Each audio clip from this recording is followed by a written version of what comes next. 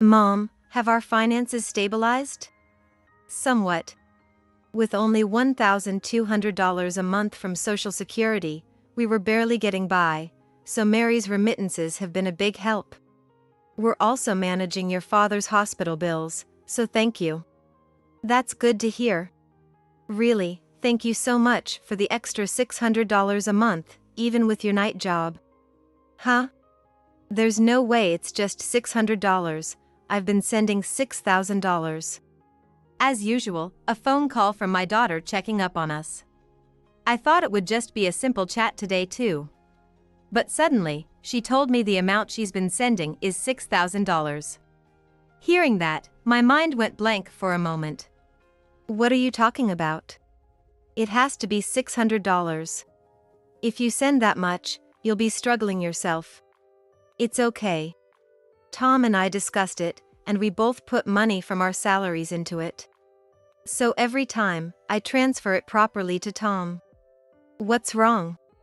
My daughter, who was talking to me, suddenly changed her tone and stopped speaking. No way! What is it? She spoke to me quietly as if she had realized something. I think Tom might have. He just got home from work, so I'll ask him. And she hung up. The next day, my daughter told me a shocking truth. My name is Anna. I'm 75 years old and retired from an insurance company where I worked as an office clerk. Now, I'm living on Social Security, but even combined with my husband's, we only get $1,200 a month, which is quite low. My husband and I met at a party and started dating. Back then, I was earning a substantial salary at the insurance company. However, my husband has always had a frail constitution, making it difficult for him to hold a steady job. As a result, he moved from one company to another. Despite that, thanks to the good economy at the time, we managed to save enough money to live comfortably. But over time, that money was spent on our house and car loans, and now we have almost nothing left. We're forced to live a difficult life, but we're managing to get by. When I save enough money, I want to do something for you and Dad, so I'm gonna work hard. That's what my daughter said when she landed her current job. It's okay. I can still work. With my current salary, we can get by, so don't worry and save money for yourself.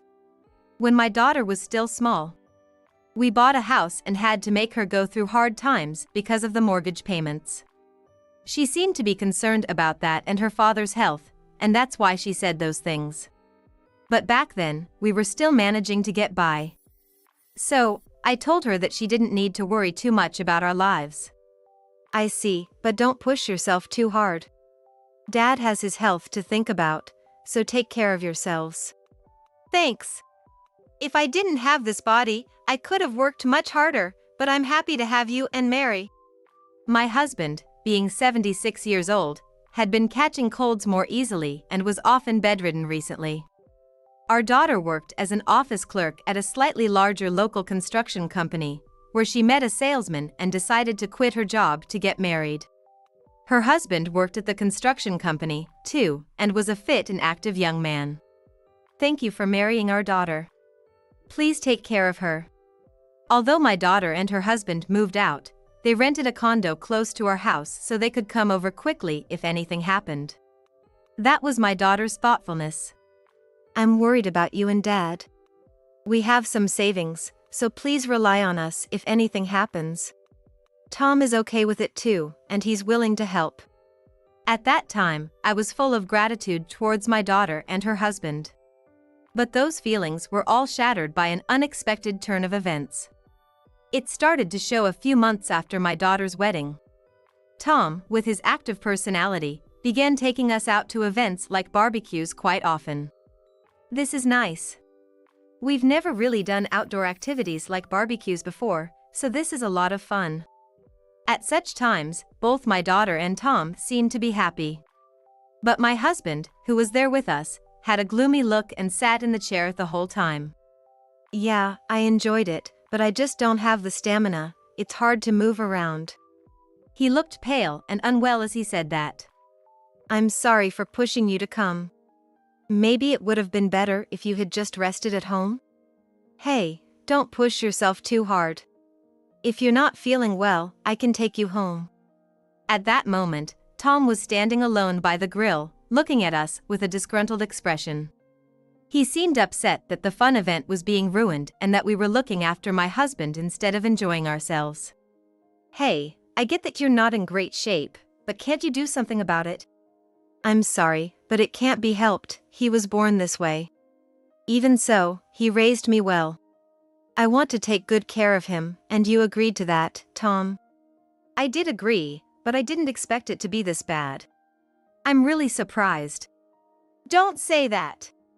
He's doing his best to live, and it's not fair to make fun of his condition. That night, my daughter and her husband had a huge fight. She couldn't forgive him for speaking badly about her father. The next day, my daughter came over for coffee and vented about it. I didn't think he had that kind of personality. He's usually so kind and considerate, it's really disappointing. Maybe it was just a one-time thing? Even so, he was too blunt. It felt like he was mocking my dad, and I couldn't stand it. Tears welled up in my daughter's eyes. She must have been deeply hurt by the way her husband belittled her father. Despite his frail health, my husband had always tried his best to play with our daughter, and she loved him for that. He always did his best. Knowing how hard he always tried, she couldn't forgive her husband's words. After that, Tom rarely suggested taking my husband out. On days when my husband felt stronger, they would go out together, but those times were rare. Hey, why don't we try inviting your dad to the gym next time? What? Are you serious? You know he's not in great shape. I know. But I did some research and think he might lack basic physical fitness. We won't push him too hard, just once. I don't think it makes much sense. He's already 76 and elderly, so don't make him do anything strenuous. Mary, do you really think it's okay for your dad to stay like that? It would be much better if he got healthier. Lately, my daughter had been arguing with her husband about my husband. Tom wanted to help my husband get stronger, so he had signed him up for a gym membership. This led to a fight with my daughter, but Tom insisted on taking my husband to the gym, which ended in disaster. The day after the workout, my husband's condition worsened rapidly, and when we took him to the hospital, he was diagnosed with pneumonia and had to be admitted immediately. I told you not to take him. Why did you do it? Stop thinking physical strength is everything. Not everyone is like that. If my dad dies because of this, you're going to be responsible, Tom. Mary, it's okay. Dad got pneumonia, but he'll recover like always, right?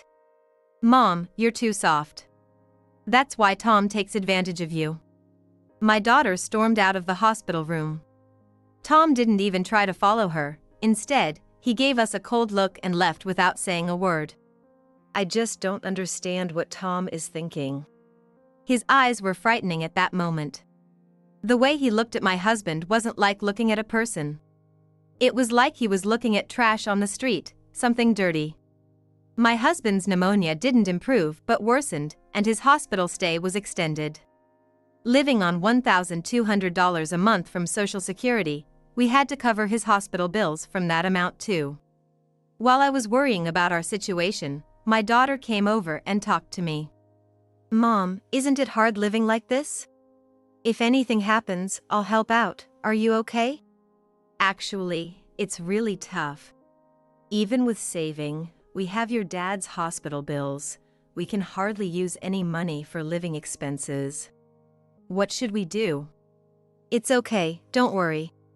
I'll work hard. I'll get a part-time job to earn money for your living expenses. I've already had a serious talk with Tom after that. Even when Dad recovers, I told him not to do anything like that again. For now, I'll take care of your living expenses. My daughter started a part-time job to support us. At first, she thought a part-time job would be enough, but it wasn't, so she started working nights too, working around the clock. You don't have to work that hard. No! You and Dad worked hard and took care of me even when times were tough. We got through those hard times because of you too. Now, I want to work hard for you." Crying, my daughter appealed to me. Her love for us was strong. Seeing us work so hard when she was little, she respected us deeply. "Thank you, I understand. But don't overdo it." I wanted to support her enthusiasm. Feeling her deep love for us, my heart warmed. A few days later, I checked the remittance from my daughter. It was under Tom's name, but I figured they had arranged to transfer the money from his account and didn't think much of it. One day, as these remittances continued, "Mom, have our finances stabilized?" "Somewhat. With only $1,200 from Social Security, we were barely getting by, so Mary's remittances have been a big help. We're also managing your father's hospital bills, so thank you." "That's good to hear. Really, thank you so much for the extra $600 a month, even with your night job." "Huh? There's no way it's just $600. I've been sending $6,000. The atmosphere turned tense from my daughter's phone call. It seems she had been transferring $6,000 to us from her and Tom's earnings. Busy with her part-time and night jobs, Tom had been handling the transfers, but my daughter seemed to have sensed something and hung up to confront him as he got home from work. The next day. "Hello, Mom. Why do you sound so down? What happened after we talked last night?" "Well, it's Tom." My daughter, crying over the phone, told me what happened the previous night. It was shocking. "What happened? Was it something that bad? Can you tell me everything?" "Yeah, I can. This is my problem too, but you need to hear it, Mom. What Tom thinks about Dad and us, and what he did. I need to tell you everything." My daughter took a deep breath to calm herself. "Tom seems to find us annoying." "Why would he think we're annoying?" "He gets fed up with how Dad always needs attention. He also can't stand that Dad has a weak constitution. He says things like that's what happens when you don't exercise from a young age, and he must have had a poor upbringing. It makes me so sad." "I see. Tom's healthy and works hard, but he's different from your dad, so saying those things doesn't help." "Yeah, and here's the worst part. Since I started working, Tom's been frustrated, saying things like you're doing this for your parents. I convinced him to help with the remittances, but my intuition was right. Tom only put $600 into your account." My daughter continued, her anger evident. "When I asked why, he confessed he's been having an affair and used the rest of the money on his mistress." "What? An affair?" "He's frustrated with how our whole family is taking care of Dad and feels he can't stay with such a family. But he doesn't want a divorce." "Why not?" "He likes the comfort of our current life and wants me to keep managing the household." It was shocking to see Tom's true character revealed. Despite his seemingly kind face, I never imagined he could be so selfish. I can't let this go. I want to get back at Tom. So, Mom, I need your help. Hearing this sudden request from my daughter, I couldn't stand how much Tom had disrespected my beloved husband. I decided to join my daughter in seeking revenge on Tom and to take action together. "By the way, what about remittances? He admitted to having an affair, so is everything okay?" "That's the thing. I can't understand Tom's feelings at all." "What happened?" A day had passed since yesterday's call, and my daughter came over to plan our strategy. She looked exhausted, and I worried that she was overworking herself. Okay, wasn't from work. But her tired look wasn't from work. Yesterday, we talked a bit more after the call. I told Tom that if he's going to say things like that, I'll divorce him. I said I'd work harder and send you the money myself, so he can do whatever he wants. What did he say? He begged me not to divorce him. He said, "I'm having an affair, but she's like a close friend, so don't worry about it." He claimed he still loves me. He even said he'd make sure the next remittance is the full amount. But his eyes were shifty, so I think he's lying. I couldn't understand what Tom was thinking. He found my husband's need for attention annoying, but he still claimed to love my daughter. He excused his affair as having a close friend, smoothly coming up with explanations. Maybe it's his sales job that makes him so glib. He sure has a way with words. It's hard to trust his true feelings. Right? I think his sales job has made him so good at talking. My daughter seemed to feel the same way. Anyway, Mom, Tom said he'd send the full remittance from now on, but I doubt it. I think he'll only send $600 like always, so I want to check on that. Then I want to find out who his affair partner is and how long this has been going on. Finally, I'm going to hit him with divorce papers. She had a plan.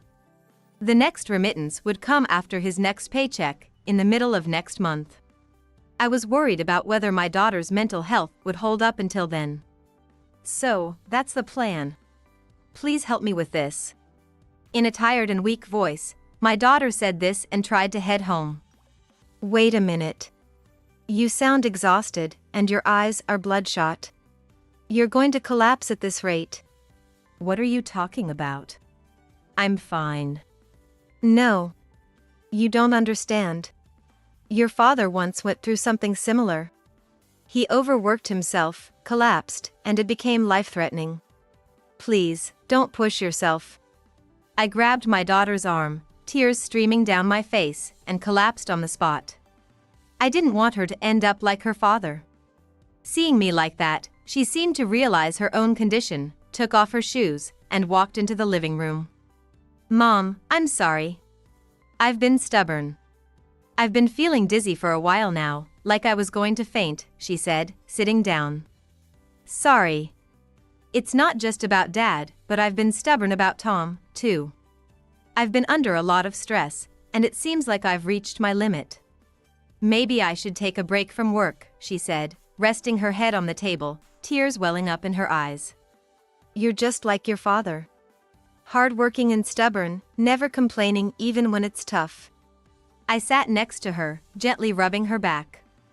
Then, she took out her phone and called her husband. What are you doing? Are you okay? You're not at home. I'm not okay. Not okay. What happened? I'm exhausted. I'm at my parents' house now, but I almost fainted. Mom told me I need to rest because I'm overworked. She had him on speaker, so I could hear him too. His voice sounded a bit anxious, but didn't seem genuinely concerned. So, what are you gonna do? Can I stay at my parents' for a while? I want to take a break from work and properly rest. I'm nervous about being alone at home until you get back from work, she said, and his voice brightened up a bit. Sure, that's fine. Take your time and rest up, he said, and hung up. My daughter, still lying down, gave me a small smile. He's fallen into the trap. I think he's gonna bring his mistress to the house. He sounded a bit too happy at the end. Mary, you haven't been working just for this, have you? No, it's not like that. But given the situation, I think we can use it. Waiting for the next remittance is too long, so I'm gonna take action within this week. A few days later, on Saturday, my daughter went to her condo to execute her plan. She saw her husband's car in the parking lot. So he hadn't gone out. Their condo was on the first floor, and she quietly peeked into the living room window from the balcony. Just as she suspected, he had brought his mistress to the house. No way, that girl, she used to work in the same office as me. She almost shouted but managed to suppress it. The mistress was completely unexpected.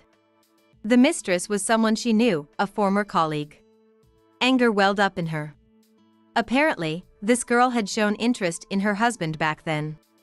Could she have made a move after my daughter retired? Many thoughts raced through her mind. This might be enough for now.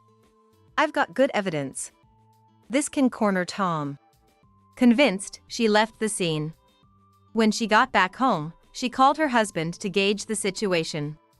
Hello, I'm feeling much better, so I think I'll come back tomorrow. Sorry for the trouble. Was everything okay for the week, she said, and he responded in a flustered voice. Oh, okay. Tomorrow, right? You're coming back tomorrow. Yeah, everything was fine for the week. He was clearly agitated. His breathing was a bit heavy, and it seemed like he had been up to something. You sound out of breath. Are you okay? Yeah, I'm fine. Nothing's wrong. Oh, okay. If you say so. Anyway, I'll be back tomorrow, so see you then. She hung up. Then, with a sigh, she put her phone on the table and slumped over, remaining still for a moment. Hey, are you really okay? You don't look fully recovered. Yeah, I'm still feeling weak. My body feels heavy, but I have to do this. I need to settle this by tomorrow, or I don't think I'll feel any better. Then she picked up her phone again and started making a call. No answer, she muttered, just as someone picked up. Hello? Oh, hi Allie. How have you been?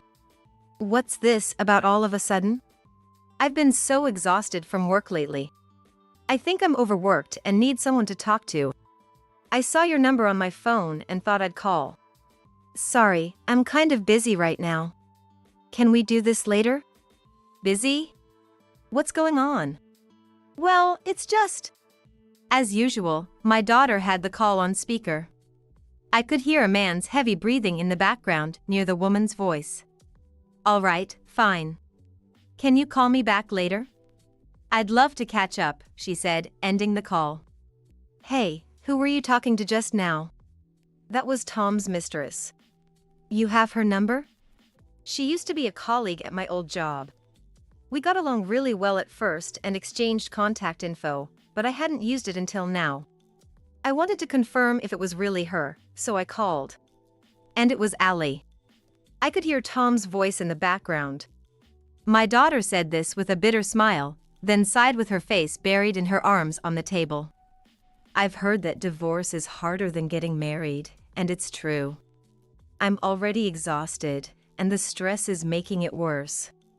That's why you shouldn't push yourself. Are you really okay? Yeah, I thought I might have to wait until next month, but I think I can settle this sooner. Tomorrow, before I see Tom, I'm going to confront Allie and get her to spill everything. At that moment, I felt the depth of my daughter's determination for revenge. I was touched by how far she was willing to go to protect our family. After a while of relaxing and drinking coffee, my daughter received a call on her phone. It was from the mistress. Thanks for calling back. So, what did you want to talk about? Yeah, I'd rather discuss it in person than over the phone. Can you meet me at a coffee shop? Sure. Thanks. Can you come to the Starbucks in front of the station around 3 p.m.? Okay. I'll be there. The mistress hesitated a bit but agreed to meet at the designated time and place. So, I'm heading out now. Isn't that a bit too sudden? Won't she be suspicious? She's not clever enough to handle an affair smoothly. She's straightforward and honest, so I think she'll confess if I press her. I don't know why she started the affair, but I'm sure it was Tom who kept it a secret. My daughter finished her coffee, took a moment to calm down, and then rested in the living room until it was time to leave. Hey, Allie. Long time no see. How have you been? Long time no see. You really don't look well. Are you okay? Let's go inside and sit down to talk. They exchanged greetings and entered the cafe. Once they were seated and their drinks arrived, my daughter took on a serious expression and confronted the mistress. I'm sorry to bring this up, Allie, but you're having an affair with Tom, right? Suddenly confronted, the mistress lowered her head and bit her lip, unable to say anything. Tell me the truth. When did it start, and... I'm sorry. I knew Tom was married to you, but I still got involved with him. Is that true? We've worked together for 10 years, and I know you, Allie. Who made the first move? It was Tom. I rejected him at first, but... When did it start? 6 months ago. Tom suddenly approached me and gave me this. The mistress held out her hand to show a ring. This is... He said he bought it for me. At that moment, my daughter was certain. The money for the ring came from the money she earned working hard to support her mother, and from Tom's savings. I can't forgive this. He used the money for something like this? What do you mean? The money he used to buy this ring was probably the money I earned to support my mom at home. What? No way. The mistress hadn't known, and she looked horrified by the situation. So you didn't know the truth. Why were you at the house today? Did Tom threaten you? The mistress, surprised that my daughter had figured it out, sighed and began to speak. I'm sorry. It was a spur-of-the-moment thing. Tom told me you were staying at your parents' house for a while, and That's unacceptable.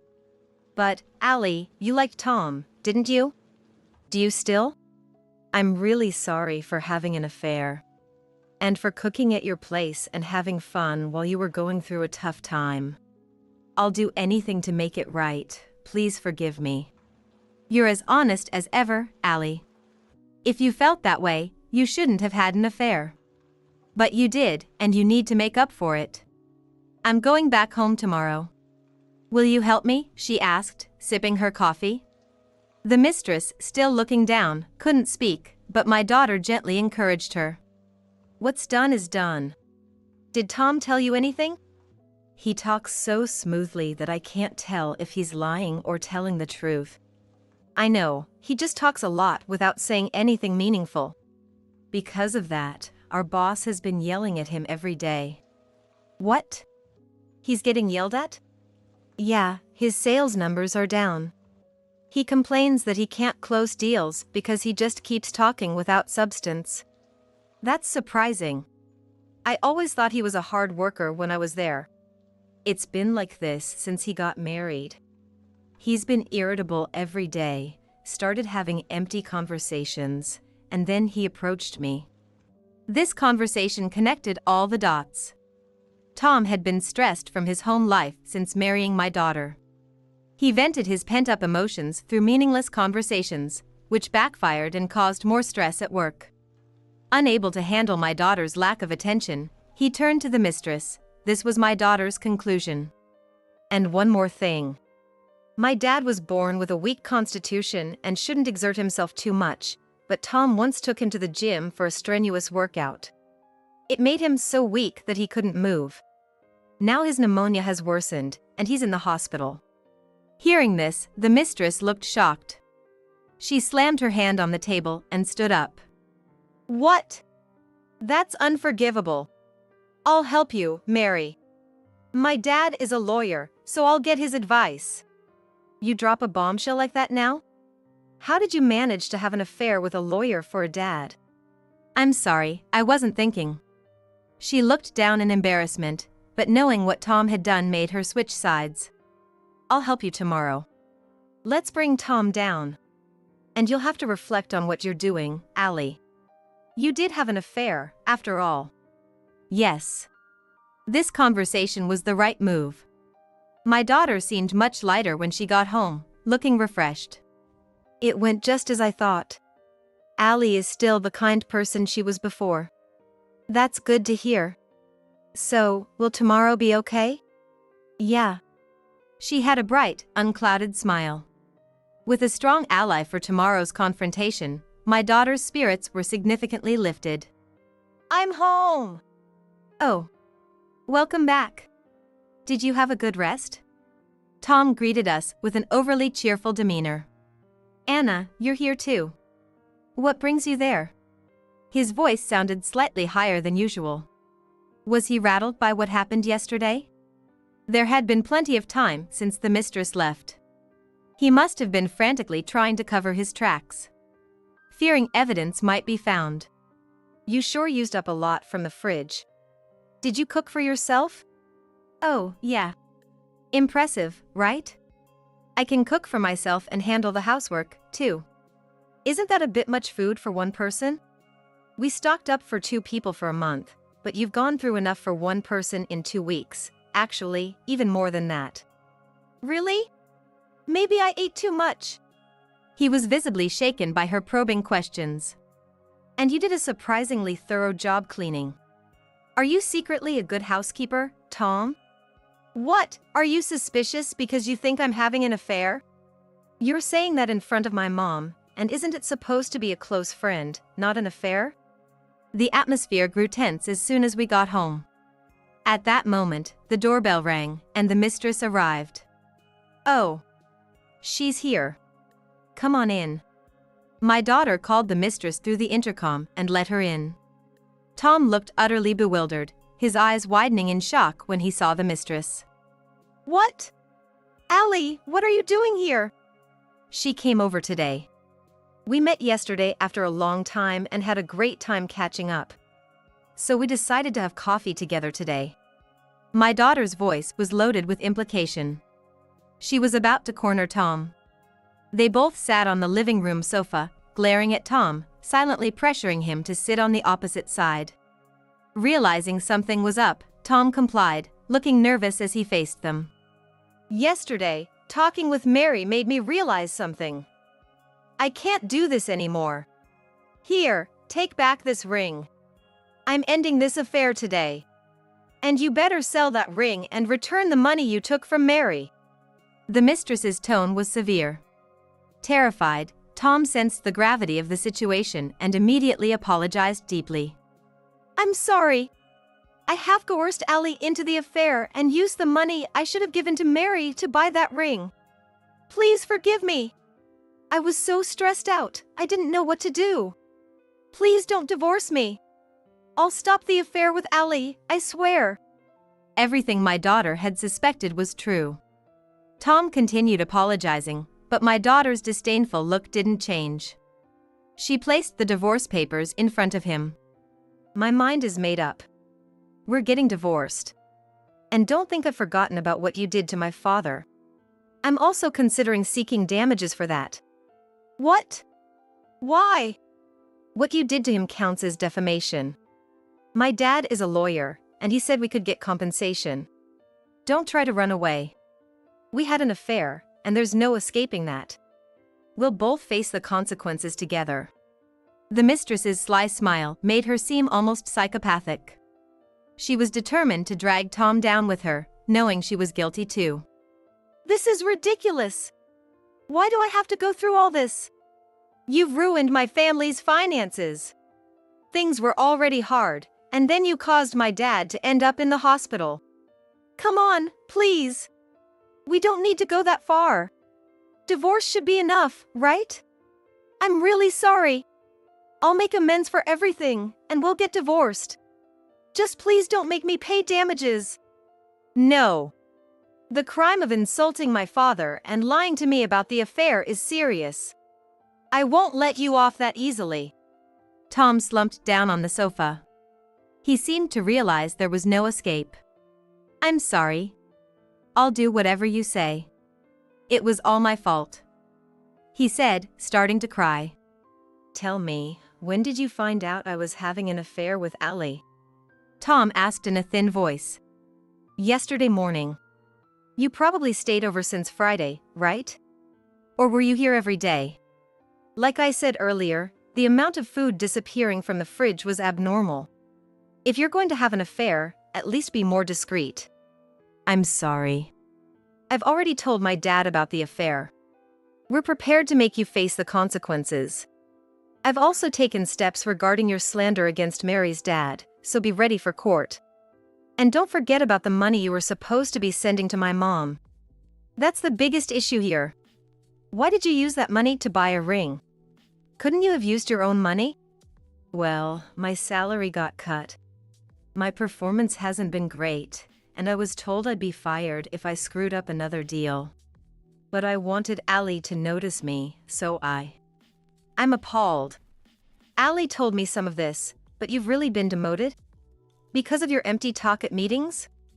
And you planned to skim off next month's payment too, didn't you? I know everything. My savings were running low, so yeah, I was going to do that. I don't know how it came to this. I really don't. It's your own fault. You insulted my family, let your stress build up, and started lying. You did this to yourself. Seeing this scene unfold before me, I felt sorry for Tom. I had thought I would say something as part of our revenge, but I couldn't bring myself to say anything. In the end, Tom signed the divorce papers and left. I wasn't much help, was I? You were. Just having you here gave me strength. Thank you. And so, our revenge came to an end. The divorce was finalized, and the affair went to court. Tom also faced a lawsuit for defamation against my husband, and he was ordered to pay damages. Allie quit her job, revealing her affair with Tom to the boss before disappearing. This gossip doesn't matter much to me, but I might use it to boost your sales numbers. Not everyone knows yet, so if you don't want the whole company to find out, work as hard as you used to. Do your job well. The boss's comments reached us through one of my daughter's former colleagues, who got in touch with her friend. Under the pressure, Tom eventually resigned from the company. My daughter moved out of her old condo and came back to live with us. Looking forward to being back. I'm so glad you're coming back. Thank you. My husband's pneumonia eventually healed, and he was discharged from the hospital. Now, the three of us live together. My daughter got a call from a friend at her old company. They were short on staff and asked her to return. She accepted and started working again as an office clerk at the construction company. Life has become more fulfilling for her, but I still hope she'll get married again. Do you think you'll ever want to get married again? Not right now. After everything with Tom, I need to be alone for a while. The idea of romance scares me. Though that's how she feels now, I still hope that someday she'll find someone to marry again.